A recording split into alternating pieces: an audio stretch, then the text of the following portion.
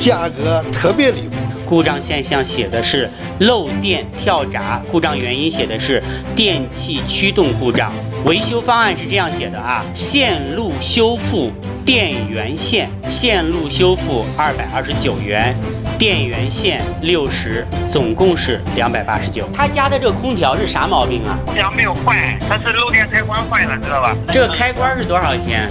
开关我们公司是60，我不可能按外面五金店给他的那个价格呀。东西都有市场行情价的，上门收他200多块钱，他还投诉我。